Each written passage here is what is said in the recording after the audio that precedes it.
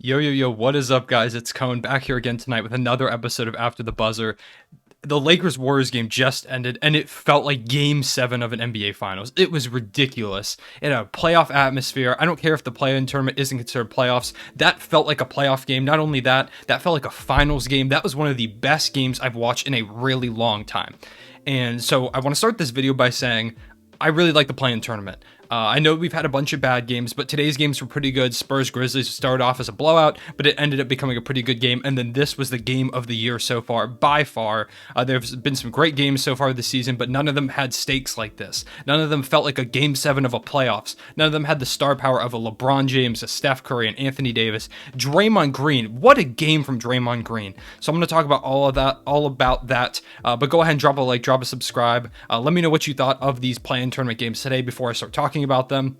I will talk about Spurs Grizzlies a little bit towards the end of it, but I'm going to focus mostly on the Lakers Warriors game because, like I said, this was one of the best games of the entire season. It started off really rough for the Lakers, and the Warriors were kind of running away with it, and I was thinking to myself, well, what I said in the video previewing these play-in games was that I would be shocked if the Warriors won.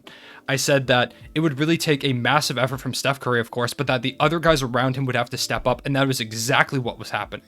Not only that, but LeBron James and Anthony Davis did not start playing well. AD started out 1 for 8. I think at one point he was 2 for 12 from the field. He ended up turning it around a little bit once he got more comfortable, but Draymond Green had Anthony Davis in Alcatraz. He had Anthony Davis in whatever prison you want to call it, because Draymond was playing some of his best defense of maybe even his entire career in this game. Anthony Davis is like way bigger than Draymond Green, and Draymond Green made him look like he was like 5'5" out there. Draymond was poking the ball away from him. He was getting blocks. He was getting steals.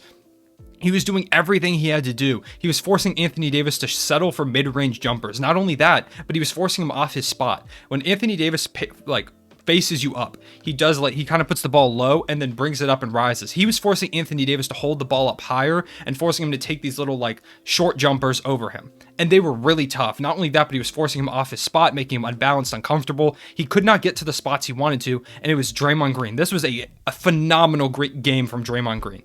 He was with Steph Curry, of course. Steph Curry was incredible in this game as well. But alongside Steph Curry, he was the MVP of this game. He was the guy that needed to step up, and he did. The problem was so everything was going great for the Warriors heading into half. I believe they were up 12 at the half. But as soon as they came on that third quarter, things got really rough for them. LeBron James really turned it up. Not only did he turn up in terms of scoring, he turned up in terms of playmaking. He started dominating the game on both sides of the ball, playing great defense, had multiple chase down blocks. He was getting guys uncomfortable. Not only that, but some of the passes he was making were incredible. The Warriors' backdoor defense killed them in this game. There were so many plays where, specifically I can think of multiple times where Kuzma and Alex Caruso, by the way, phenomenal game from him. He does not get enough credit as a legitimate, really good role player because he's such a meme. Alex Caruso played some all-defensive level defense on Steph Curry tonight, which is really tough to do because it's Steph Curry. Now, Steph Curry, of course, got him back a lot of times, but that's just what's going to happen when you're guarding Steph. It was like shades of Dellavedova versus Curry, where people are probably going to start calling Alex Caruso the Steph Curry stopper or something like that. But he played great defense on him, but there were also many possessions where Alex Caruso hit a clutch three or he had these great backdoor cuts. Andrew Wiggins kept getting fooled, and Kevon Looney was not dropping back far enough. He would start backpedaling, and then he would kind of falter a little bit, and then LeBron would hit a behind-the-back pass to either Kuzma or Alex Caruso on the cut. Also, shout out to Wesley Matthews, who hardly played in this game to start off, but towards the end of the game, Frank Vogel puts trust in him and put him out there, and Frank Vogel, great decision from him to put Wesley Matthews in there. Wesley Matthews hitting a three, playing some great defense. I believe he got a clutch offensive rebound as well. Just all-around great game from him. But what really changed in the second half was that Anthony Davis got a little more comfortable, and the Lakers did a better job of stopping Steph Curry. Not necessarily stopping him in terms of offensive production, but they forced both Steph and Draymond into a lot of bad turnovers. They kept trying to force the ball inside. They would kind of show a little bit on the defensive end, kind of show a gap, and then close that gap immediately once either Draymond or Steph Curry had just committed to that. Not only that, but they were just leaving Draymond open from three. They were double teaming Steph Curry a lot of this game, especially at the end of the game. On the last possession, they sent 2 guys at Steph Curry. They sent no one at Draymond Green. They were just letting him shoot. If he hit that three, he was going to hit that three. They were leaving Draymond open, and that was part of what killed them. Draymond, like I mentioned, great game from him. Incredible game on the defensive side of the ball. He had some great playmaking moments as well. But he's got to take some of those elbow jumpers. He has to do something because he was too afraid to take those elbow jumpers, and he kept trying to force the ball inside, and it just wasn't working. The Lakers were really packing the paint and then spreading out to the 3-point line once someone other than Draymond had it. But when Draymond had it, they were stepping off of him, and just it was really packing the paint, making it impossible for him to hit anyone on the cut on the back door. Ultimately, just some star power kind of just took over. Steph Curry had incredible moments. He was hitting layups, he was hitting crazy threes. But the guy who, when the game is on the line, the guy, best player in the world, well, in the conversation for best player in the world, probably still at this point, I would say best player in the world, LeBron James stepped up and hit a deep three, a Steph Curry-esque three from the hash mark at the end of the shot clock. It was like a bailout shot. He got the ball with literally like 1.5 seconds. He hardly even caught it. It was up and it was in. And it was just completely like, it didn't hit anything other than that. It was one of like the cleanest swishes I've ever seen of the net from that deep out. It was amazing. It was literally like Steph Curry like looked at LeBron like he was looking in a mirror after that shot. Just unbelievable game. And then the Warriors dribble the ball down the court and they try to get Steph Curry a shot, but once again, the Lakers sent 2 at Steph Curry. And of course, you have Steph Curry on your team, you want to get Steph Curry the ball, and so they called a timeout with about 2.3 seconds left. They tried to inbound the ball to Steph again, and they just threw another double at him, knocked it away, and they didn't even get a shot up. Honestly, on that play, I think you have to use Steph Curry as a decoy and get someone else the ball. Steph Curry, obviously best three-point shooter of all time. He's the best player on your team by far, been one of the best, if not the best players in the entire NBA this season. But if they're going to throw a double team at him and just leave someone open, you have to trust in another guy to make that shot. If Steph Curry manages to get open, you run some great plays, some off-ball screen to get him open, cool, give him the ball.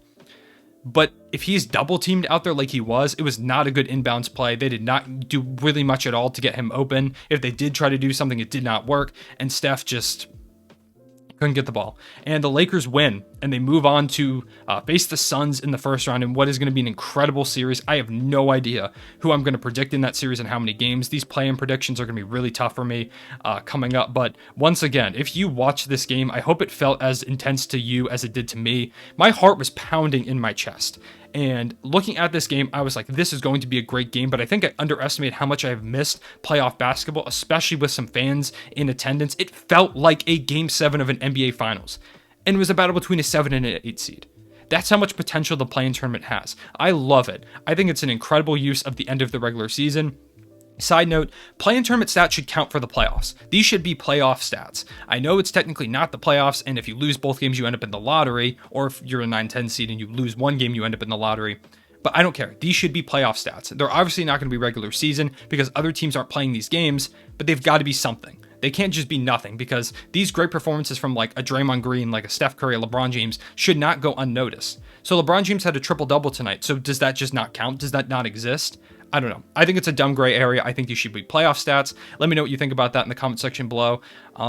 This game was great. I'm super excited for Lakers Suns. I think that's going to be a great series. I have no idea, like I said, who's going to come out. Suns fans, I'm sorry that you guys finally make the playoffs and become the 2 seed, and you have to face LeBron James in the first round. That's just cursed, in my opinion. However, if the Suns do beat the Lakers, it might make a eventual championship run all that much sweeter, and the Lakers might be their toughest test.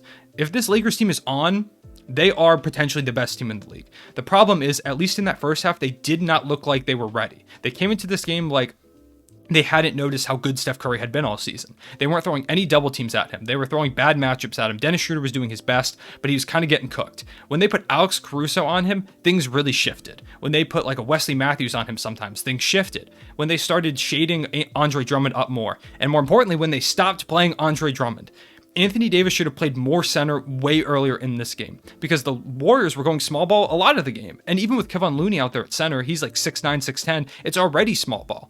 And so Anthony Davis should be able to play center. And that makes it way more difficult because that makes the Lakers more able to run. It makes them much more hard to guard because Montrezl Harrell's not shooting a 3. Andre Drummond is not shooting a 3, and he's probably not even going to score inside the paint. You need guys out there who are going to hit the 3 and space the floor out for guys like LeBron, Schroeder, Anthony Davis to get their looks inside because that's what they're good at. Anthony Davis is this freak of nature who can shoot mid-ranges over pretty much anyone, but he's also got to be able to attack the rim. And when that game opened up more, when they stopped playing Drummond as much, I was campaigning during the game for them to try out Marc Gasol at some point. I said either put in Marc Gasol or put Anthony Davis at the center. Those are your 2 options.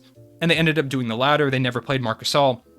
But the reason I want to do those is because it opens up your offense. Their offense in the first half felt so stagnant because Drummond was not involved, and on the defensive end, he was getting cooked. Montrezl Harrell could not score inside because they were just packing the paint whenever he got the ball, because he's not going to step out and shoot. They're not going to guard him out there from the three-point line. It was the same thing that the Lakers were doing with Draymond Green. They just weren't guarding him out there a lot of the time. Draymond Green had a shot, I believe it was the end of the third quarter, to shoot a three, and they just left him open. They double team Steph, and they were like, okay, if Draymond makes this three, we'll live with it. And he did not make it, of course, ending up with only 2 points. But the Lakers, they made adjustments, and that's why Frank Vogel is a good coach. He made adjustments, but the problem was it looked like they came into this game having no idea who Steph Curry was, no idea how the Warriors played, and no idea how to stop Draymond Green from impacting the game as much as he did in that first half. He was still impactful in the second half, but in the first half, he had Anthony Davis in prison, and Anthony Davis was doing nothing. He looked like some random guy, and it looked like the Pelicans won the Anthony Davis trade by a fat margin.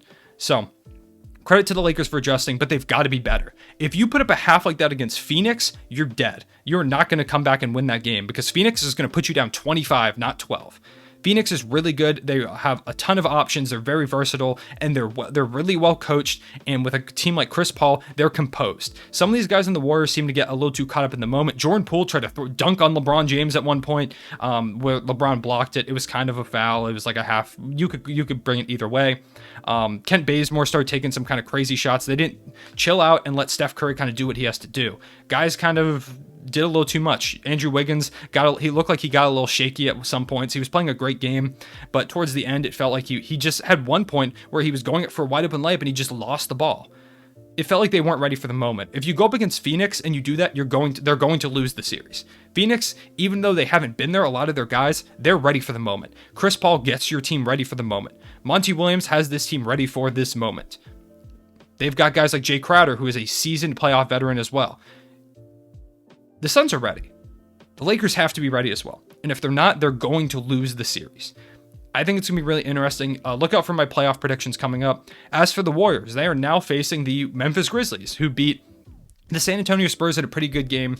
The Spurs took the most difficult shots possible, and it just looked like they had no ability to create shots, any player out there. The Grizzlies did a great job of forcing them into tough shots. They did end up making a lot of them, or not a lot of them because they shot really poorly, but enough of them to make this a close game. The Grizzlies also were not making enough shots. They were turning the ball over too much. Jonas Valanciunas, I think he's the best player on this Grizzlies team. I love John Morant. Jonas Valanciunas is the best player at this moment on this Grizzlies team. Putting up 20 and 20 in a play-in tournament game, it was huge. He took a big advantage of his size out there, of his mobility. He did what he had to do to win the Grizzlies this game. It was pretty much all Jonas Valanciunas. John Morant, who had 26 and 6, I believe. Great game from him. A bit inefficient, but he really stepped up towards the end of the game. And then Dillon Brooks playing lockdown defense, forcing DeMar DeRozan into so many of those tough shots. When the Grizzlies get good, if Dillon Brooks is still in this team, Dillon Brooks is going to quickly become one of the most hated players in the entire NBA. I can promise you that, because he gets in players' faces. He does a lot. He takes dumb shots a lot of the time, but sometimes they just go in, and he's one of those hard-nosed defenders like a Patrick Beverley type, a Marcus Smart type, where their goal is to get in your face and annoy you. And so if the Grizzlies become good with Dillon Brooks still on the roster, he's going to be very, very hated. The only reason he's not hated now, I think, by most NBA fans is because most people don't know who he is because they don't watch a lot of Grizzlies games. So, once again, it was a good game. Greg Popovich's Spurs missed the playoffs for the first time ever in back-to-back seasons. The Spurs, as a franchise, have never missed the playoffs in back-to-back seasons. This is the first time, and it's understandable. They're going to go through a rebuild. I think this isn't the first streak that they're going to go on. I think they're going to go on a streak of maybe 3-4 seasons. DeMar DeRozan is probably going to head out. I don't see him staying on the Spurs team for much longer. DeJounte Murray is a great player. Keldon Johnson's a great young player. Lonnie Walker's a great young player, but I think DeMar DeRozan just doesn't fit the timeline. This team isn't trying to compete anytime soon, and I think it's in the best interest of both sides if they move on, giving opportunities for young wings, like I mentioned, like a Devin Vassell as well, Lonnie Walker, DeJounte Murray, all these different guys, Keldon Johnson, to get the opportunity to take over this team and develop. Are they going to be bad next season? Yeah. I think the Spurs team is going to be pretty bad next season, assuming DeMar DeRozan leaves, but it's what they've got to do. They've got to find that next franchise guy. They've got some interesting young pieces, but they've got to find someone in like the top of the draft, or I guess the bottom of the draft, if you want to consider the lowest picks the bottom in terms of standings. They've got to find that guy. And it's not going to be this year, of course, although they will have the opportunity to win the lottery, losing in that first play-in game. But ultimately, the Spurs are heading for a rebuild, and that's just the way it goes. The Grizzlies versus the Warriors. If I have to, so yesterday I got both of the games wrong. Today I got both of them right. And if I had to predict this game, what I predicted in my other video, because I got these two predictions right, I predicted that the Golden State Warriors were going to beat the Memphis Grizzlies, and tonight's game further solidified that for me. The Grizzlies are a really fun young team, and I'm excited for them to make the playoffs. I just don't think it's this season. I think the Warriors are going to be too much. Dillon Brooks is great, and the Grizzlies and Warriors had a great game just a couple days ago, so the Grizzlies could absolutely win this game. I'm not saying it's at all out of the realm of possibility, especially if Jonas Valanciunas abuses the Golden State Warriors like he kind of did tonight against the San Antonio Spurs. It's not out of the realm of possibility, but I don't think they're going to be able to stop Steph. Dillon Brooks is, like I said, is good, but Steph Curry. Draymond Green was really good tonight, and I think he's kind of playing in a playoff level, and I think the Golden State Warriors are hungry, and I don't see them losing back. I don't see Steph Curry himself losing back-to-back play-in games, like playoff level games, at this point in his career. So I think ultimately the Warriors are going to win the game. Like I said, the Grizzlies still could win. The play-in tournament has been a huge success so far. Whoever came up with this, I hope they got a raise in the NBA league office. Like I said, let me know what you thought of these games, especially Lakers-Warriors. I think that was game of the year. Absolutely. I appreciate you guys watching this far. If you made it to the end here, drop the play-in tournament is great in the comment section below to spread that propaganda, because I'm a big fan of it. If I could sign up for a lifetime subscription of playing games right now, I absolutely would. I appreciate you guys watching. Like I said, looking forward to the playoffs. Playoff predictions and awards are going to come up in a couple of days, so be on the lookout for those. I really appreciate you guys. I'll see you guys later. Real one, say it back.